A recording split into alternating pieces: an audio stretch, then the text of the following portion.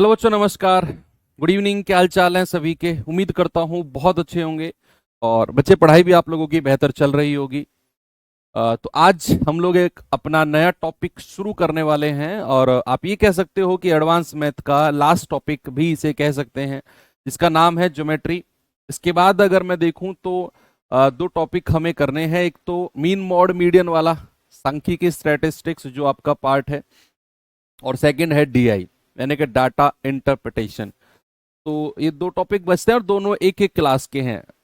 Mean mod median भी हम लोग एक ही क्लास में कर लेंगे, थोड़ी सी क्लास को बड़ा कर लेंगे, है ना। 2-2.5 घंटे की क्लास कर लेंगे, एक क्लास में उसको एंड कर देंगे। मे बी कि वो अगर सैटरडे में हम उसे कंप्लीट करें, और संडे में अपना जो डीआई वाला पार्ट है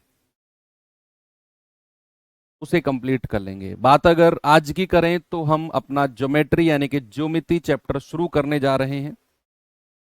चैप्टर फिर अगेन मैं कहूंगा कि ये 4 चैप्टर, अलजेब्रा, ट्रिग्नोमेट्री, ज्योमेट्री और मेंसुरेशन, ये बहुत बड़े बड़े चैप्टर्स हैं। 15-15, 20-20 क्लासेस 1-1 घंटे की अगर लगाई जाए तो इनमें लगेंगी।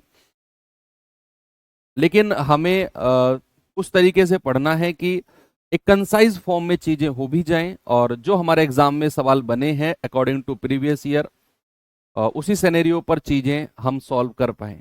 ओके, ऐसे ही ज्योमेट्री को भी पढ़ने वाले हैं बच्चे। Geometry is nothing but all about angles. हमने जब मेंसुरेशन पढ़ा था तो सारी आकृतियां पढ़ी थी हमने, सारी जो फिगर्स थी उनके एरिया के बारे में हम लोगों ने देखा था, है ना। एरियाज क्या थे? कोई त्रिभुज हो, कोई चतुर्भुज हो, कोई बहुभुज हो, पॉलीगन्स वगैरह। वह पॉलीगन्स के तो हालांकि हमने एंगल्स वगैरह भी पढ़ लिए थे। अगर मैं आपको बताऊं तो जो पॉलीगन है वो पार्ट है आपका ज्योमेट्री का ही, लेकिन हमने उसे मेंसुरेशन में पढ़ लिया। चलो, एक पार्ट हमने ज्योमेट्री का मेंसुरेशन में पढ़ लिया था। पॉलीगन्स आपको याद होगा, जहां हमने नंबर ऑफ डायगोनल्स यानी कि विकर्णों की संख्या निकाली थी। इंटीरियर एंगल्स, आंतरिक कोण, बाह्य कोण, exterior angles, each interior angle, each exterior angle, प्रत्येक बाह्य कोण, प्रत्येक आंतरिक कोण, वो सब हमारा ज्योमेट्री का ही पार्ट था। तो बढ़िया है, हमने उसे वहां कंप्लीट कर लिया है। तो अब यहां देखो, मैंने आपको बोला कि मेंसुरेशन में हमने फिगर्स के एरिया निकाले थे, है ना, कि क्षेत्रफल क्या है, आयतन वगैरह निकाले थे। यहां ज्योमेट्री में प्रॉपर हम बात करेंगे किसकी? एंगल्स की। किसकी बात करेंगे बच्चे? एंगल्स की, यानी कि कोण की। तो चलिए शुरू करते हैं अपनी क्लास को। हमें रीड आउट करना है कि कोई त्रिभुज अगर हमने देखा तो त्रिभुज के एंगल्स किस तरह काम करते हैं। हमने चतुर्भुज देखा तो चतुर्भुज के एंगल्स किस तरह काम करते हैं। ठीक है, 4-5 टॉपिक हैं जिसपे मेनली हमें इस चैप्टर में फोकस करना है। उन 4-5 टॉपिक्स में से एक टॉपिक जो पॉलीगन है, बहुभुज है, वो हम कर चुके हैं। अब जो हमें देखना है त्रिभुज, ट्राइंगल के बारे में देखना है कि त्रिभुज पे किस तरीके के क्वेश्चंस बनते हैं। देखना है हमको चतुर्भुज, हमको देखना है सर्कल, हमें देखना है हार्ट ऑफ ज्योमेट्री, ज्योमेट्री यानी कि ज्योमिति का दिल, और वो आज ही हम लोग कवर करेंगे। पहले मैं आपको बेसिक ट्राइंगल के बारे में बताता हूं। बेसिक ट्राइंगल, या फिर आप कह सकते हो कि अगर मैं बात करता हूं ट्राइंगल के बारे में, ट्राइंगल यानी कि त्रिभुज के बारे में अगर हम बात करें, थोड़ा सा आइडिया एंगल का मैंने आपको दे भी दिया था बच्चा, जब हम डिटेल में मेंसुरेशन में चीज पढ़ रहे थे कि कितने तरह के त्रिभुज होते हैं, है ना। स्केलीन ट्रायंगल होता है, आइसोसेलेस होता है, आपका इक्विलेटरल होता है, आपका राइट एंगल ट्रायंगल होता है। इन सब के बारे में आपको मैंने बताया भी था कि दो भुजाएं बराबर होती हैं।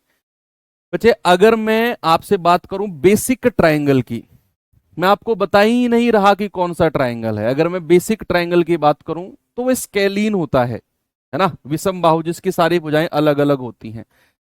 कोई भी त्रिभुज अगर मैं बनाता हूं, कोई भी त्रिभुज, ये ट्रायंगल मैंने बना दिया, आपके लिए नया नहीं है बच्चे। याद रखना, किसी भी त्रिभुज के जो तीनों एंगल्स होते हैं ना, जो तीनों एंगल्स होते हैं, इनको मैं नाम देता हूं θ1, θ2 और θ3।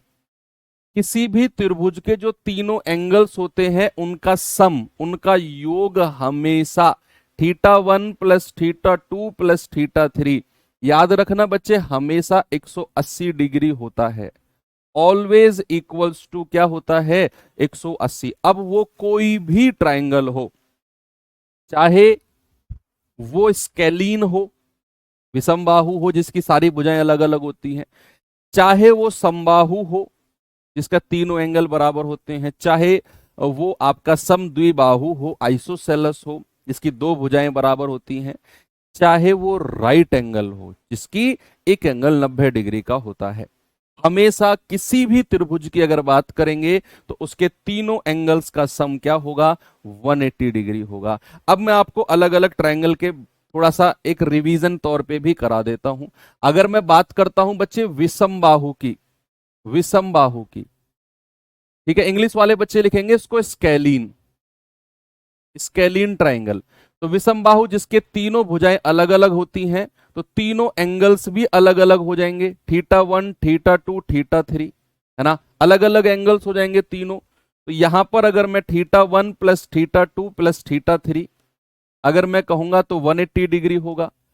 इसके बाद अगर मैं बात करता हूं समबाहु की, समबाहु त्रिभुज, ये भी आपके लिए कोई नया नहीं है, इक्विलेटरल,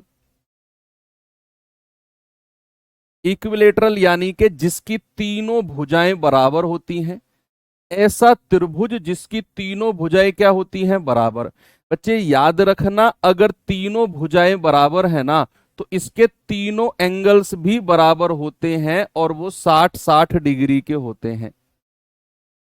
किसी भी मैं समबाहु त्रिभुज की अगर बात करता हूं तो उस इक्विलेटरल ट्रायंगल के तीनों एंगल्स, तीनों कोण बराबर होंगे और प्रत्येक कोण जो होगा, ईच एंगल जो होगा प्यारे भाई वो 60 डिग्री यानी कि 60 डिग्री का होगा।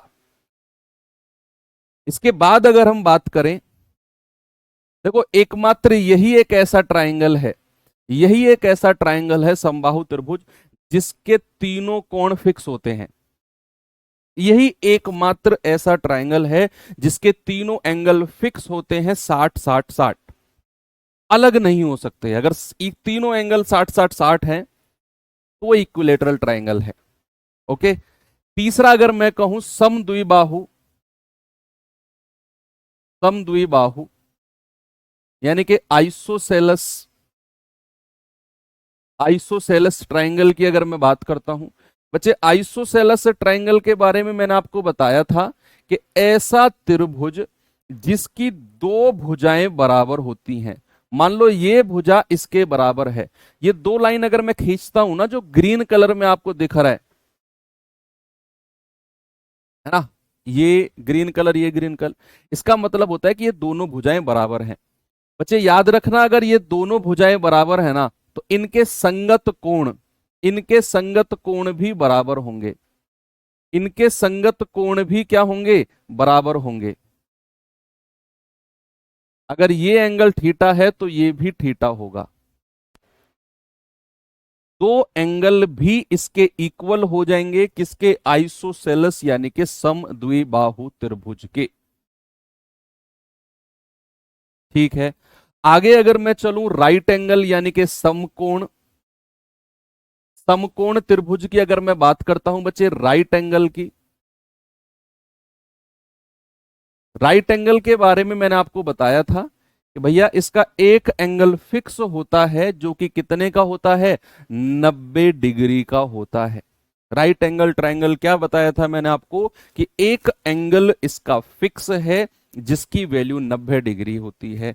बच्चे अगर मैं आपसे पूछूं कि भैया इसके दो एंगल जो है θ1 और θ2, अगर मैं आपसे कहूं कि θ1 प्लस θ2 का मान कितना होगा दोनों का ऐड होकर, अगर मैं ऐसा आपसे पूछता हूं तो आपका जवाब क्या आएगा।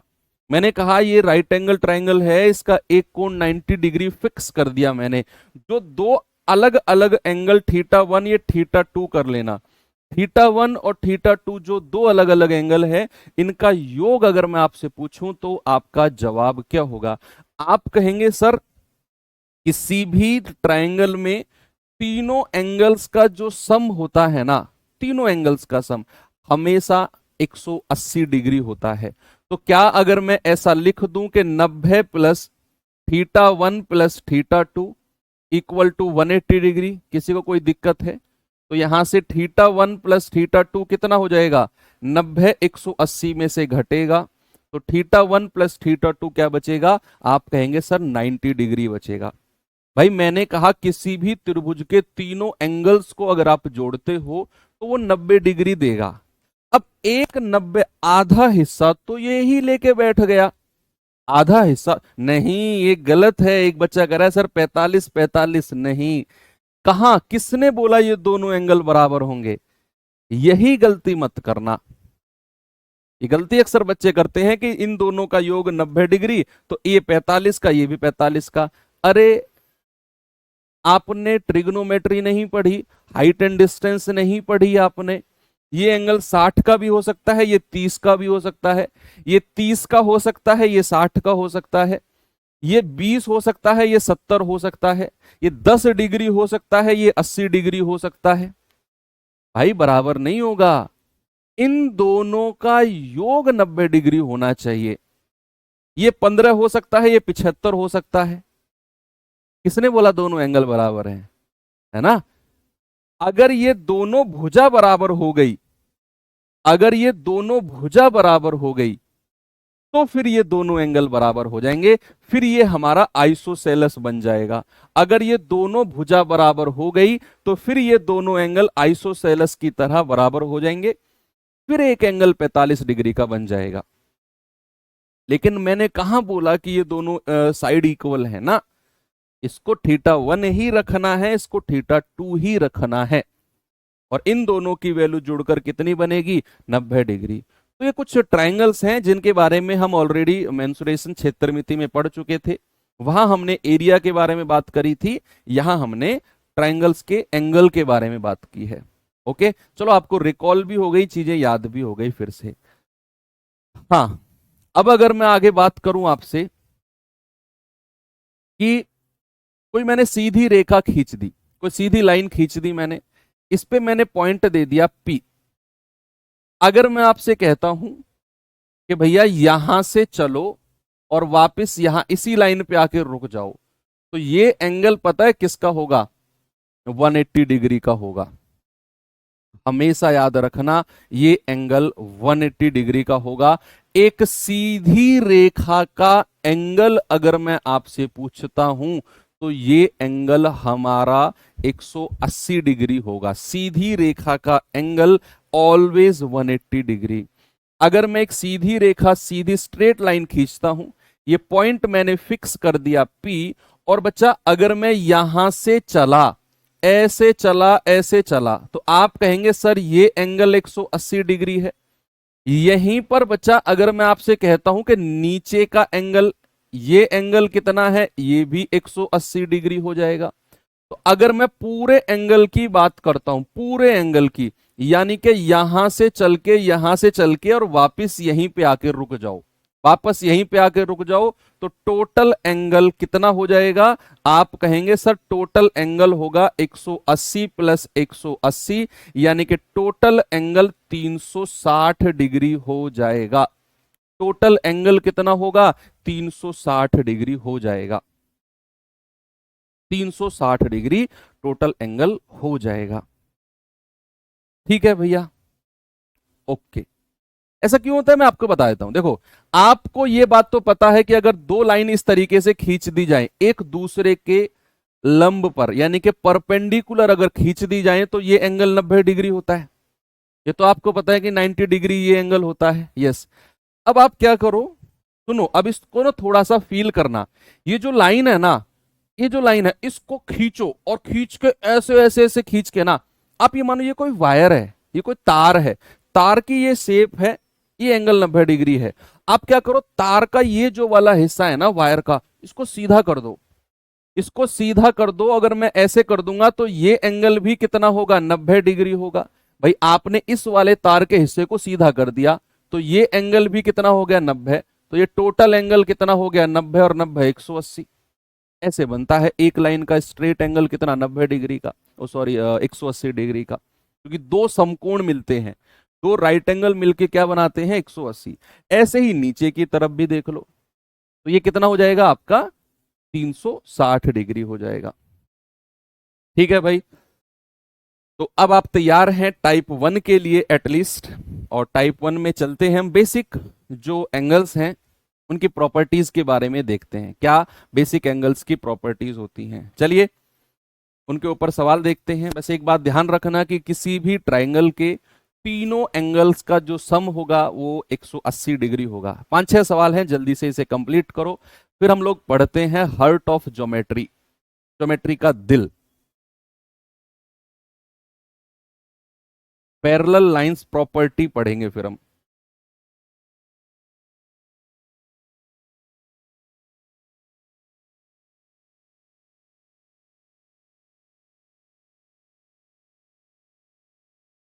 सवाल करा यदि एक त्रिभुज के कोण का अनुपात 2 3 7 है तो सबसे बड़े कोण और सबसे छोटे कोण के योग का सबसे छोटे कोण से अनुपात बताना है। ये सवाल आपके आया हुआ सवाल है बच्चा, रेलवे में ही। भाई उसने बोला है कि कोई त्रिभुज है, कोई ट्राइंगल है, उसके एंगल्स का जो रेशियो है वो 2 3 7 है। मैंने आपको बताया कि एंगल का रेशियो अगर 2 3 7 है तो मैंने आपको बताया कि तीनों एंगल्स का जो सम होगा क्या वो 180 डिग्री होगा? होगा कि नहीं? यस सर, बिल्कुल होगा। तो भैया आप इनका अलग अलग एंगल अगर कहोगे, 7 और 3 10, 10 और 2 12, 12 यूनिट का मान कितना है? 180 डिग्री। तीनों एंगल्स को आपने, तीनों कोण को जोड़ा, एक यूनिट का मान कितना होगा? 180 बटा 12, 12 एकम 12, 12 पंजे 60। तो 2 का मान कितना होगा? 15 दूनी 30। 3 का मान कितना होगा? 15 तिया 45। और 7 का मान कितना होगा? 15 सत्ते 105। आपसे उसने कहा है कि सबसे बड़े और सबसे छोटे का सम यानी कि योग करो, 105 प्लस 30 अनुपात, और सबसे छोटा कोण, सबसे छोटा कितना है? 30। ये हो जाएगा 135 रेशियो 30। ये हो जाएगा कितनी बार जाएगा? 15 दूनी 30, 15 निम्मा 135, 9:2 आपका सही जवाब है। लेकिन अगर मैं कहूं कि इस सवाल में आपको एंगल निकालने की भी नीड नहीं थी, है भाई, अगर आपको मैं कहूं कि इस सवाल में आपको कोण निकालने की भी नीड नहीं थी, आपको रेशियो दिया हुआ था एंगल्स का कितना बचा? आपको रेशियो दिया हुआ था 2 3 और 7, और चीजें आपसे अनुपात में पूछ रहा है, रेशियो में। आपसे कह रहा है find the ratio of sum of largest and smallest. तो लार्जेस्ट कितना है? 7, स्मॉलेस्ट कितना है? 2। इन दोनों को जोड़ा, अनुपात, sum of largest and smallest angle to the smallest angle. तो स्मॉलेस्ट कितना है? 2। तो आप कहेंगे 7 और 2 9, 9:2। ऑप्शन नंबर सी हमारा सही है। तो बिना ओरिजिनल एंगल निकाले भी आपका आंसर आ सकता है, लेकिन वो मैंने आपको निकलवाया ताकि आपकी प्रैक्टिस हो जाए, आपको पता चल जाए कि रेशियो को ओरिजिनल एंगल्स में कैसे बदलते हैं। इसीलिए मैंने आपको ये चीज लिखवाई आपको, ठीक है? नहीं तो आप ऐसे भी कर सकते हैं। चलिए अगले सवाल पे चलते हैं और देखते हैं क्या इसका जवाब होगा।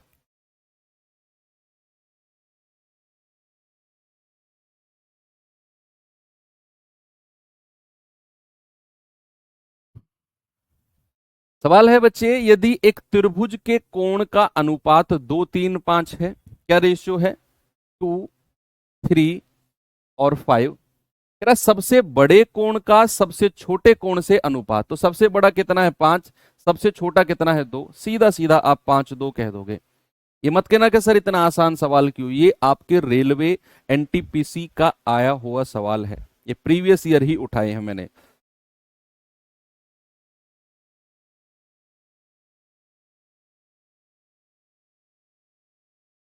ये सवाल देखिए जरा।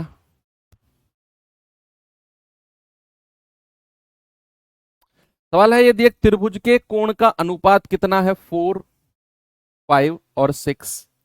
कृत सबसे छोटे एंगल का मान बताओ कितना होगा। अब ये बात तो आपको पता चल गई कि कोई भी ट्रायंगल, अगर कोई भी त्रिभुज है, तो तीनों एंगल्स का जो सम होगा वो कितना होगा? 180 डिग्री, 180।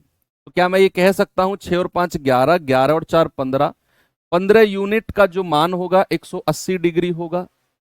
एक यूनिट की वैल्यू कितनी होगी? 180 बटे 15, 15 एकम 15, 15 दूनी 30।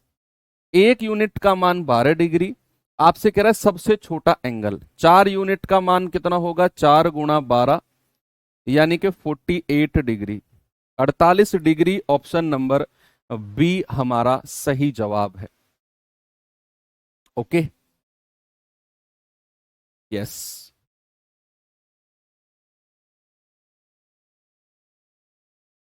ये सवाल का जवाब बताओ मुझे जल्दी से।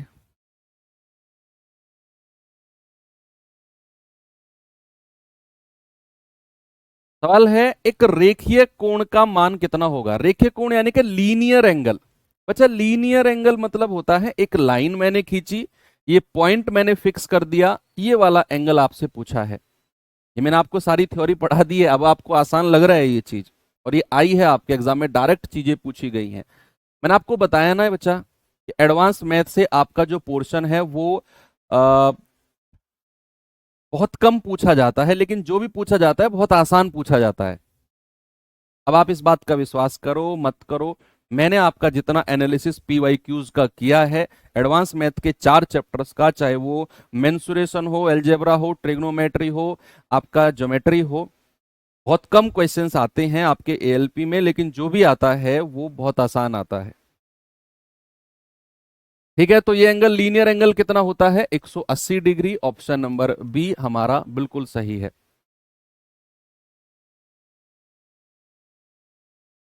चलिए,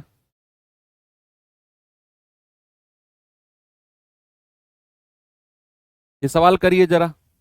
एक त्रिभुज के कोण का अनुपात 3 4 5 है, सभी कोण का मान बता दो कितना होगा। What is the value of each angle?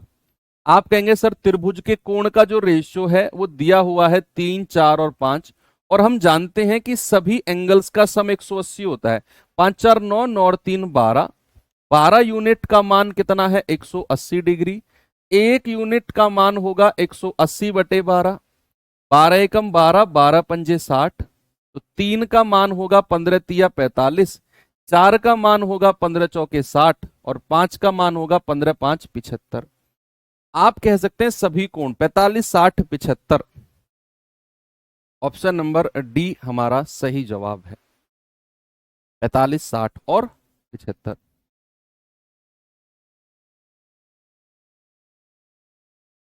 ये सवाल करिए।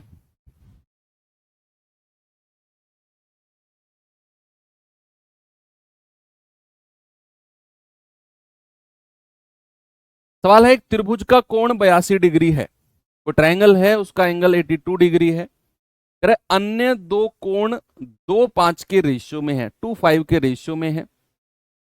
बताओ त्रिभुज का सबसे छोटा एंगल क्या होगा?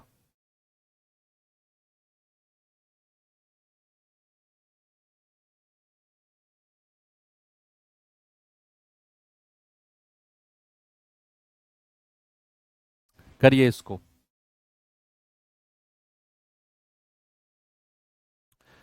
भाई कोई त्रिभुज है, एक एंगल तो फिक्स कर दिया 82 डिग्री है। क्या फिक्स कर दिया? एक एंगल तो 82 डिग्री है, और अन्य दो जो बचे हुए दो एंगल है उनको रेशियो में दे दिया है कि भैया उनका रेशियो 2 और 5 है। क्या मैं इसको 2r और इसको 5r कह सकता हूं?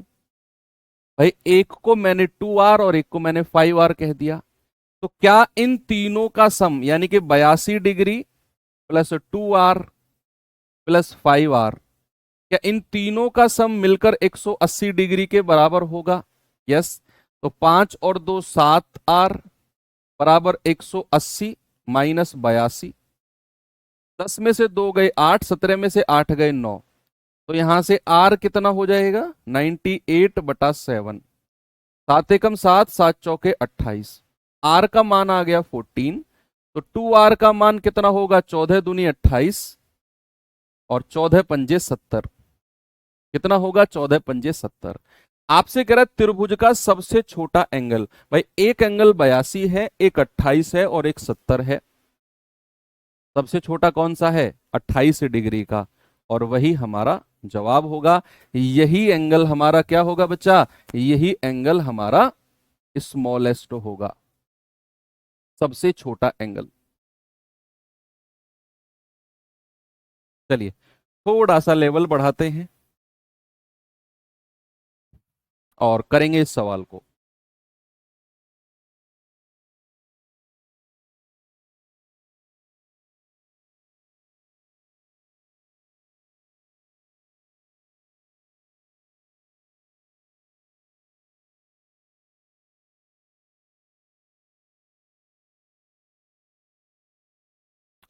सवाल है किसी त्रिभुज के कोण है 3x, 2x-7 और 4x-11।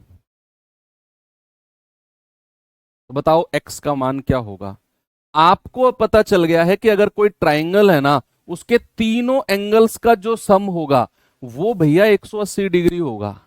आप इन तीनों को जोड़ो, 180 के बराबर कर दो। क्या मैं ये कर सकता हूं कि 3x plus 2x-7 plus 4x-11 equals to कितना होना चाहिए, 180 डिग्री होना चाहिए। तो 3 और 2 5, 5 और 4 9, 9x, 7 और 11 18, माइनस का 18 बराबर 180 डिग्री।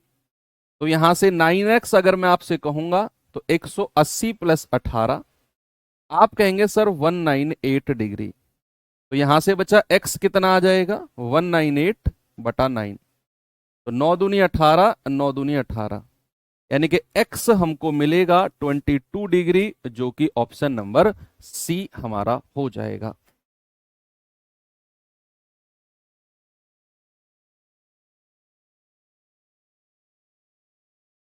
ये सवाल बताइए जल्दी से। दिए गए चित्र में x का मान क्या होगा।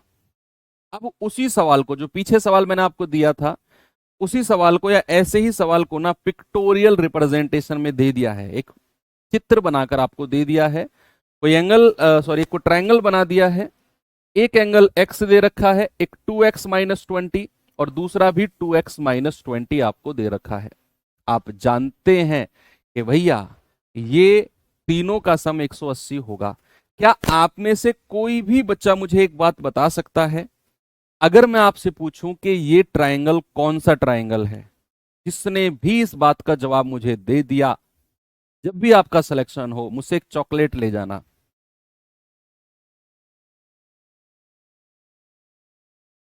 आपकी चॉकलेट उधारी रहेगी, जिसने भी इस बात का जवाब दे दिया। अगर मैं आपसे पूछूं कि ये कौन सा ट्रायंगल है, बता सकते हैं। आपका जवाब ये भी हो सकता है कि सर नहीं बता सकते, कैन नॉट बी डिटरमाइन, ये भी आपके पास एक ऑप्शन है।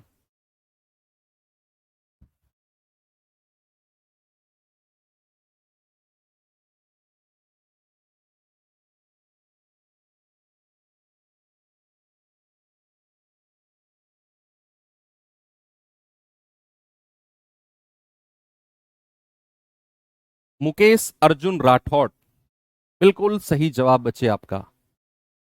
आपको मिलती है एक चॉकलेट पेंडिंग। समदी बाहु, विपिन कुमार, बाइलेटरल, ये कौन सा ट्रायंगल होता है, दो भुजाओं वाला। यस, चलो ठीक है बच्चे, आप समझ गए अब कि अगर यहां दो साइड हैं और सॉरी दो एंगल अगर बराबर हैं, 2x-20 और 2x-20, ये दोनों एंगल बराबर हैं भाई, दोनों एंगल सेम है ना। और अगर दोनों एंगल सेम है तो ये दोनों भुजा भी सेम होंगी, कॉरस्पॉन्डिंग साइड्स सेम होंगी। और अगर कॉरस्पॉन्डिंग साइड सेम है तो भैया फिर तो ये हमारा ट्रायंगल समद्विबाहु आइसोसेलेस हो जाएगा। एनीवे, हमें ये नहीं बताना कौन सा ट्रायंगल है, हमें तो एंगल बताना है। तो हम तीनों को जोड़ेंगे, x plus 2x-20 plus 2x-20 और बराबर किसका, 180 के कर देंगे। x 2x यानी कि 5x, -20 -40 बराबर 180। तो यहां से 5x क्या हो जाएगा, 180 प्लस 40, ये माइनस का उधर जाकर प्लस हो जाएगा 220। तो x कितना हो जाएगा, 220/5, 5 चौके 20, 5 चौके 20, तो x की वैल्यू हो जाएगी 44 डिग्री। ऑप्शन नंबर सी हमारा बिल्कुल सही जवाब है। ठीक है, वेरी गुड।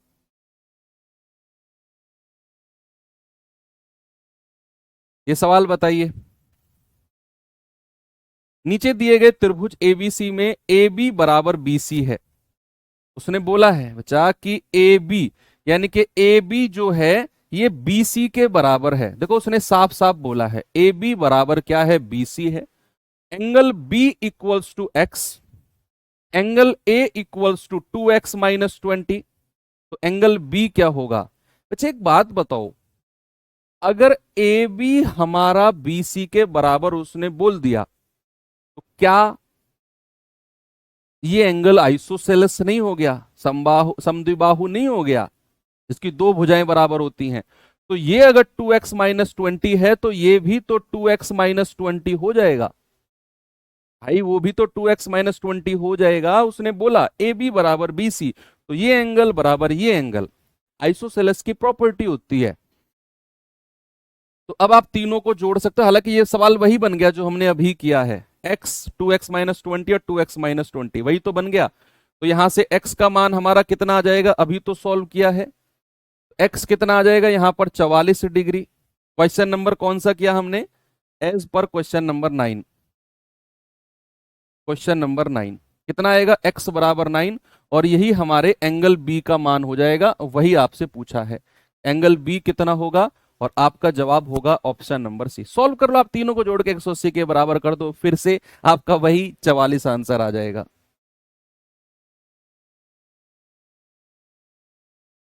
प्रशांत कुमार, सत्येंद्र पाल, ठीक है बच्चा।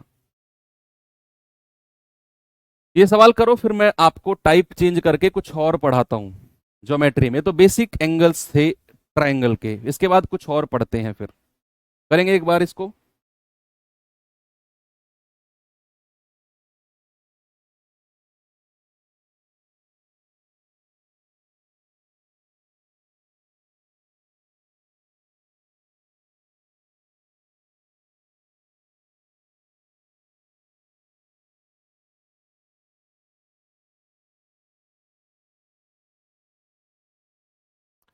कह रहा है यदि एक त्रिभुज के कोण का अनुपात 2, 3, 5 है, तो सबसे बड़े कोण और सबसे छोटे कोण के योग का, ये तो सवाल कर तो लिया यार, ये तो आसान है। अब भाई 2, 3, 5 है, रेशियो आपसे पूछा है। कह रहा है सबसे बड़े और सबसे छोटे का योग 5+2 का सबसे छोटे से अनुपात 2 से अनुपात 7:2। ज्यादा दिमाग मत लगाओ, कितना बन जाएगा, 7:2।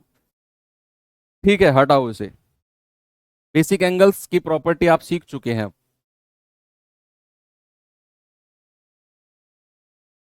अब मैं आपको लेकर चलता हूं, चतुर्भुज बाद में पढ़ेंगे, क्वाड्रिलेटरल जो होता है ना उसको बाद में पढ़ेंगे। अभी फिलहाल ट्रायंगल, और उसके बाद में टाइप 2 में आ गया हूं। क्वाड्रिलेटरल में अलग पढ़ाऊंगा, और उसके बाद फिर सर्कल्स का थोड़ा सा पार्ट हम देख लेंगे। हालांकि सर्कल्स के सवाल रेलवे में पूछे नहीं गए हैं, मैंने जितना प्रीवियस ईयर देखा है, फिर भी हम सर्कल्स वाला पार्ट पढ़ लेंगे। आते हैं टाइप 2। बच्चे टाइप 2 में जो मैं आपको पढ़ाने वाला हूं ना, उसको मैं नाम देता हूं हार्ट ऑफ ज्योमेट्री। क्या बोलते हैं, ज्योमेट्री का दिल, हार्ट ऑफ ज्योमेट्री। कोई कॉन्सेप्ट मतलब ये कोई लाइन बुक्स वगैरह में नहीं लिखी मिलेगी, मैंने नाम दे दिया है इसे कि हार्ट ऑफ ज्योमेट्री। यानी कि यहीं से पूरी की पूरी जो ज्योमेट्री है ना, यहीं से पूरी की पूरी ज्योमेट्री के तार जुड़े हुए हैं। भाई हमारे हमारे पास एक हार्ट है, एक दिल है, जहां से पूरी बॉडी के तार जुड़े हुए हैं। ये रुका, सब कुछ एंड है ना। हालांकि ब्रेन से भी जुड़े हुए हैं, तो ब्रेन ऑफ ज्योमेट्री भी आप इसे कह सकते हो। हार्ट ऑफ ज्योमेट्री बोलोगे तो ठीक है। इमोशनल है थोड़ा सा ये, और इमोशनल दिमाग नहीं होता, इमोशनल क्या होता है, दिल होता है। चलो, थोड़ी सी ऐसी बातें हो गई हैं, ज्यादा इधर उधर की बातें नहीं करते हैं, फोकस करते हैं अपनी स्टडी पे।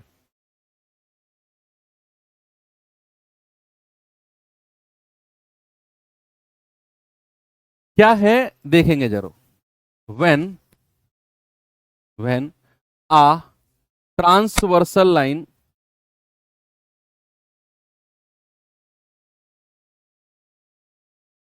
When a transversal line cut two parallel lines, parallel lines जब एक जब एक तिर्यक रेखा, तिर्यक रेखा दो समांतर रेखाओं को, दो समांतर रेखाओं को प्रतिच्छेदित करती है।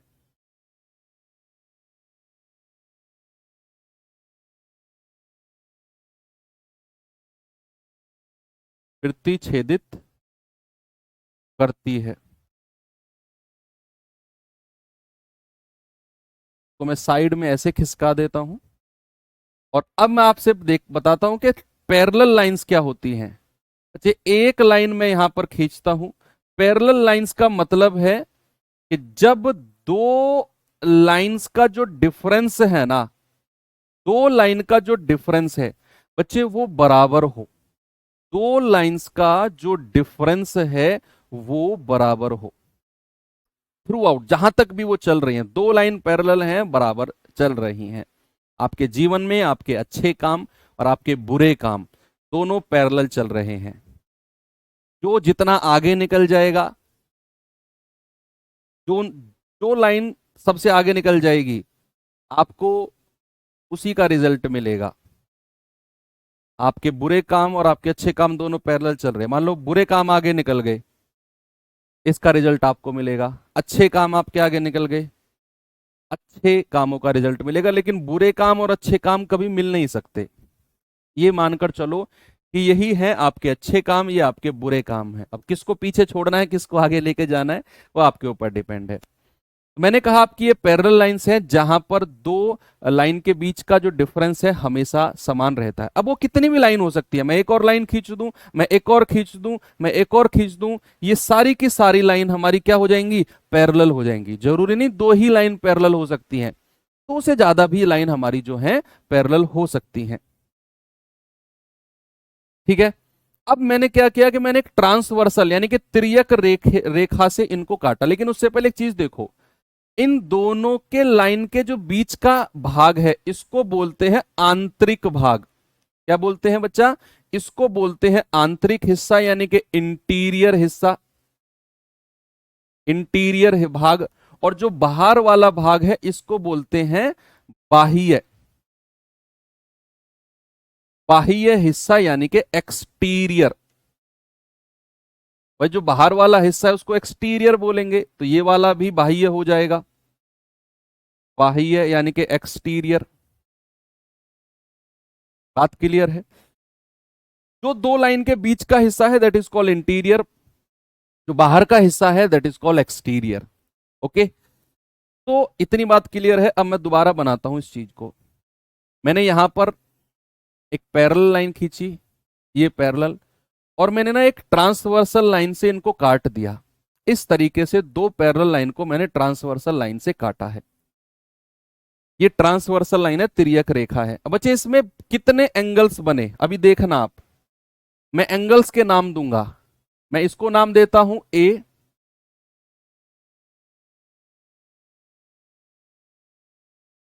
नहीं नाम के साथ साथ हम पढ़ेंगे भी, धीरे धीरे पढ़ते हुए चलेंगे कि कौन से एंगल क्या क्या होते हैं। भाई देखो, एक एंगल पहले नाम ही दे देते हैं। ये मैंने ए दे दिया, ये मैंने बी दे दिया, ये मैंने सी दे दिया, ये मैंने डी दे दिया, ये मैंने ई, ये एफ, ये जी और ये एच। लिख लो आप इन सबको, है ना। ये 8 एंगल बनते हैं जब एक ट्रांसवर्सल लाइन किसी भी दो समांतर रेखाओं को काटती है।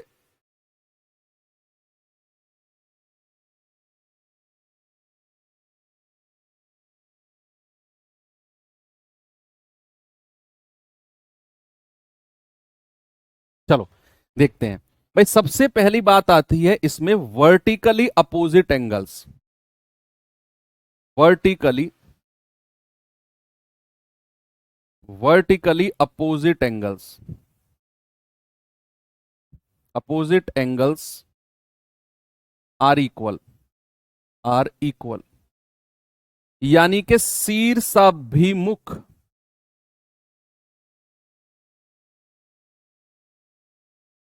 शीर्षाभिमुख, भाई देख लेना थोड़ा सा ऐसे लिखते हैं, शीर्षाभिमुख,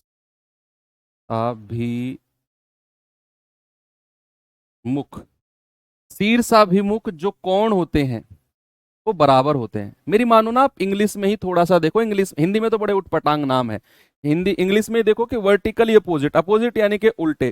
तो अब वर्टिकली अपोजिट एंगल कौन कौन से हैं जरा देखिए। भाई ये एंगल जो है, एंगल सी जो आप देख रहे हो ये वाला, इसके अपोजिट एंगल कौन सा है, इसके अपोजिट एंगल है बी। तो मैं कह सकता हूं कि angle C equals to angle B, vertically opposite angle. मैंने कहा क्या एंगल ए एंगल डी के अपोजिट है, यस, तो angle A equals to angle D. क्या ये ई जो है एच के बराबर है, तो एंगल ई बराबर एंगल एच। क्या जी हमारा एफ के बराबर है, तो एंगल जी बराबर एंगल एफ।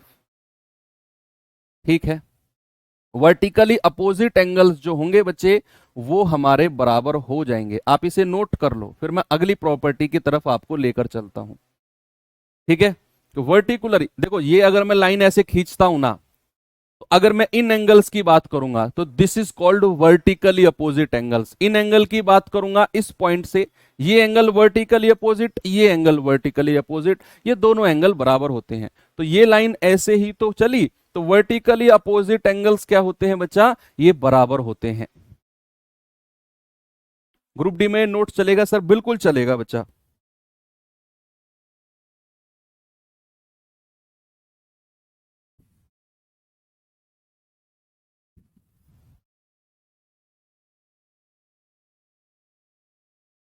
देखा, ये रफ कर दूं मैं,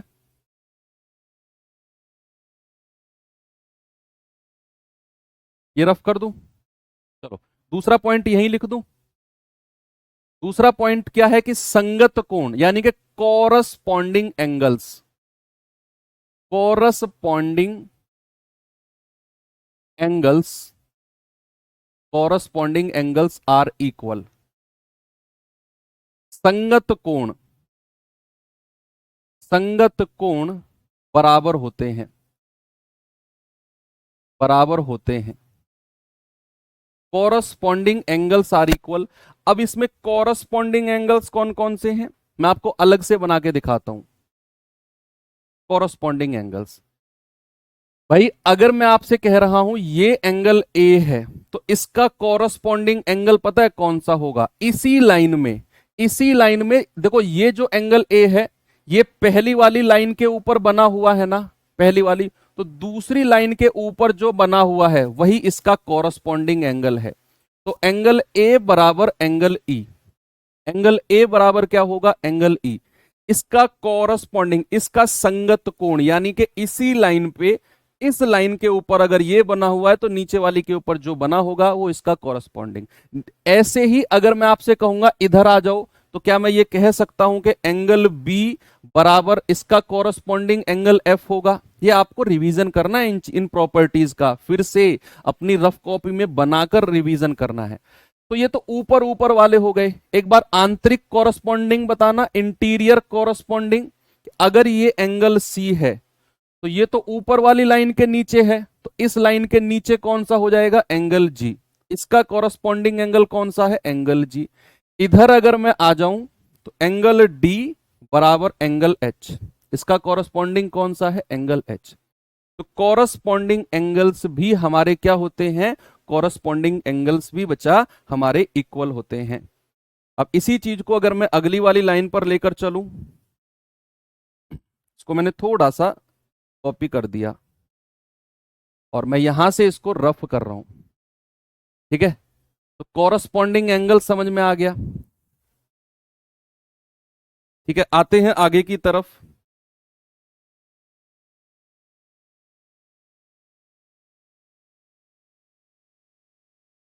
तीसरा लिखो, alternate, alternate opposite angles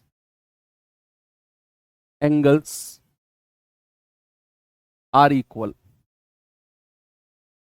alternate का मतलब होता है एकांतर, एकांतर विपरीत, विपरीत कोण, एकांतर विपरीत कोण बराबर होते हैं, एकांतर विपरीत कोण बराबर होते हैं। Alternate opposite angles are equal. अब इसमें अल्टरनेट अपोजिट एंगल्स कौन से हैं? देखिए, ये दो पैरेलल लाइन है, अगर मैं कहूं इनमें जेड की फॉर्म बना दो, ये दोनों लाइन क्या है? समांतर हैं। ये बड़ा इंपॉर्टेंट है, बहुत इंपॉर्टेंट है, इसको इंपॉर्टेंट मार्क करना, बहुत सारे सवाल इससे हो जाएंगे। ये दो लाइन समांतर हैं, अगर मैं इसमें जेड की फॉर्म कहीं बना देता हूं, ये जेड की, तो ये एंगल हमारे बराबर होंगे, ये एंगल हमारे क्या होंगे? बराबर। अब आप देखो कि इसमें अल्टरनेट अपोजिट एंगल कहां बन रहे हैं? ये एंगल जेड यहां बन रहा है क्या? क्या मैं कह सकता हूं कि एंगल सी बराबर होगा एंगल एफ के? भाई ये एंगल क्या बराबर होंगे? सी और एफ। ऐसे ही उल्टा जेड भी देख लो, उल्टा जेड, उल्टा जेड अगर आप कहोगे तो एंगल डी बराबर क्या होगा? Angle E. क्या होगा बच्चे? एंगल डी बराबर एंगल ई। आप ऐसे भी कह सकते हो कि यहां पर जो जेड के ऊपर बन रहा है कोण, ये जेड के नीचे वाले कोण के भी बराबर होगा, यानी कि एंगल ए बराबर एंगल एच के होगा, और यहां भी जो ऊपर बन रहा है बी, ये एंगल जी के बराबर होगा, इस वाले नीचे वाले एंगल पे। आप खुद देखो, मैं बताऊं क्यों कह रहा हूं। देखो, एंगल ए को मैंने एंगल एच के बराबर बोला, मैं इसको प्रूफ करता हूं कैसे। एंगल ए को मैंने एंगल किसके बराबर बोला है? एंगल एच के। अगर मैं आपसे कहूं कि ये जो एंगल है, ये एंगल ई के बराबर है कि नहीं? संगत कोण, corresponding angles, angle A angle E के बराबर है, कॉरस्पॉन्डिंग एंगल्स, और एंगल ई किसके बराबर है? एंगल एच के बराबर है, वर्टिकली अपोजिट एंगल्स। यस और नो? भाई ये दोनों तो संगत कोण है, कॉरस्पॉन्डिंग एंगल्स है, और ये दोनों एच, ई और एच बराबर है। तो अगर ए बराबर ई और ई बराबर एच, तो क्या ए एच के बराबर नहीं हो जाएगा? वही तो मैंने किया। अगर एंगल बी बराबर एंगल एफ, संगत कोण, कॉरस्पॉन्डिंग एंगल्स, और एंगल एफ जी के बराबर है, वर्टिकली अपोजिट एंगल्स, विपरीत एंगल, है ना? तो क्या मैं ये कह सकता हूं कि बी हमारा जी के बराबर होगा? वही तो मैंने लिखा। तो ये आपको याद नहीं करना है, आप अपनी रफ कॉपी में बनाएंगे और सारी प्रॉपर्टीज को एक बार सामने रख के रिवाइज करेंगे ना, तो चीजें हमारी हो जाएंगी। इसी में ही एक लास्ट और देख लो, इसी में ही एक लास्ट और है।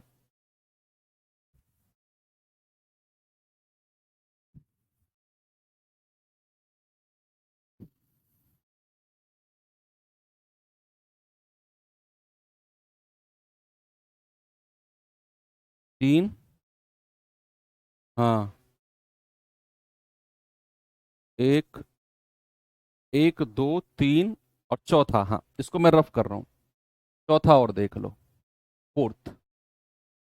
फोर्थ क्या है बच्चे?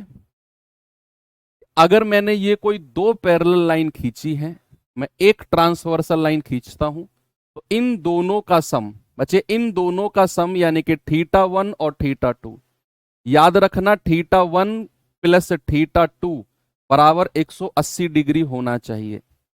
Theta one plus theta two बराबर कितना होना चाहिए? 180 डिग्री होना चाहिए। क्या मैं ये कह सकता हूं कि angle C plus angle E बराबर कितना होगा? 180 डिग्री होगा। ऐसे ही क्या मैं ये कह सकता हूं कि angle D plus angle F बराबर क्या होगा? ये भी 180 डिग्री होगा। क्या बात सही है? यस। तो ये कुछ प्रॉपर्टीज हैं। एक लास्ट आप अलग से प्रॉपर्टी देखो भाई, कोई लाइन मैंने खींची, थोड़ी देर पहले मैंने आपको बताया कि ये एंगल हमारा कितना होता है बच्चा? 180 डिग्री का होगा। पूरा का पूरा एंगल कितना है, 180 डिग्री। अगर बच्चे मैं इसी लाइन में एक लाइन कुछ ऐसे खींच देता हूं, ऐसे, और मैंने ये एंगल आपको दे दिया कि ये एंगल थीटा है, और मैं आपसे पूछूं कि बताओ ये एंगल कितना होगा, क्या आप मुझे बता सकते हो? भाई पूरी लाइन का जो एंगल होता है वो 180 डिग्री होता है। सर रीजनिंग वाले सर कहाँ गए? बच्चे रीजनिंग की क्लास आज शायद, मुझे लगता है, मुझे कंफर्म नहीं है, शायद नहीं होगी, क्योंकि आज संदीप चौधरी सर का जन्मदिन है, बर्थडे है। आई थिंक इसी वजह से शायद वो क्लास आज नहीं ले पाएंगे। सेलिब्रेशन साल में एक ही दिन आता है, वार्धक्य दिवस। चलो, क्या बोला मैंने कि पूरा जो एंगल है ये कितना है, 180 डिग्री है। अगर ये एंगल थीटा है, ये पूरा 180 है, तो क्या ये एंगल 180 माइनस थीटा नहीं होगा? 180 minus theta, yes. Suppose for example अगर मैंने आपसे कहा कि ये एंगल आपका 20 डिग्री का है, तो आप मुझे बताओ ये एंगल कितने का होगा? आप 180 में से 20 घटा दो, आपको पता चल जाएगा। आप क्या कहेंगे? आप कहेंगे कि सर ये एंगल अगर 20 डिग्री है ना, तो ये एंगल होगा हमारा 180 माइनस 20, यानी कि 160 डिग्री का होगा। किसी भी स्ट्रेट लाइन का, किसी भी सीधी रेखा का जो एंगल होता है वो 180 डिग्री होता है। अगर मैंने ये 20 डिग्री बोला तो ये हो जाएगा 180 माइनस 20, दैट इज 160 डिग्री।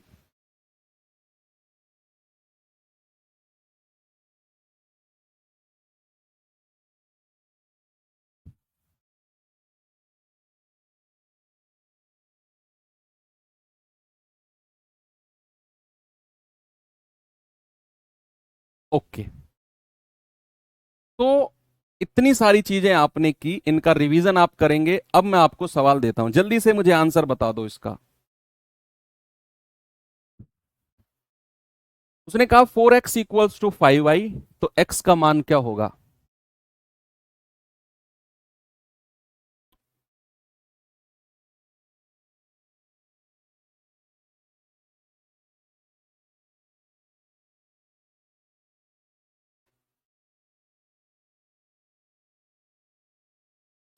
देखो, आप जानते हैं कि अगर एक स्ट्रेट लाइन पर ऐसे लाइन खींच दी तो x प्लस वाई दोनों मिलकर क्या बनाएंगे? 180 डिग्री बनाएंगे। भाई x और y मिलकर क्या बनाएंगे? 180 डिग्री बनाएंगे। ये बात तो बिल्कुल क्लियर है। अब हमें x और y का रेशियो देखना है।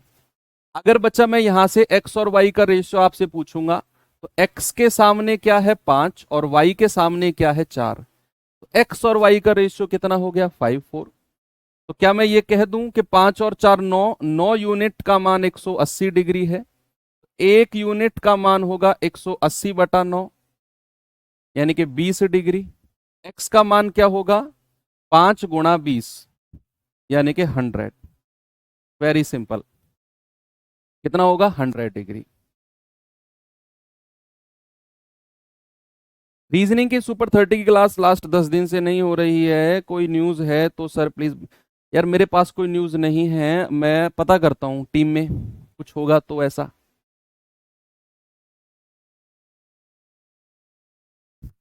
चलिए बच्चे, ये सवाल आपको मैं होमवर्क दे रहा हूँ अब, है ना? कल यहीं से शुरू करेंगे। मुझे उम्मीद है कि जितना भी ज्योमेट्री आज मैंने आपको पढ़ाया वो समझ में आया होगा। बहुत ही सुलझाकर चीजें पढ़ाने की कोशिश कर रहा हूँ ज्योमेट्री में। थोड़ा सा उलझा हुआ टॉपिक है। धीरे धीरे धीरे धीरे मैं चाहता हूं कि जितना भी मैं आपको कराऊं वो आपको 100% क्लियर होना चाहिए। चलिए, कल करेंगे बाकी वाला पार्ट। इस वीक हो जाएगा एंड सिलेबस। सैटरडे संडे भी हम क्लास लगाएंगे, संडे में एंड कर देंगे सिलेबस को। बाकी मिलते हैं अब नए कल के सेशन में। थैंक यू, बाय बाय, जय हिंद।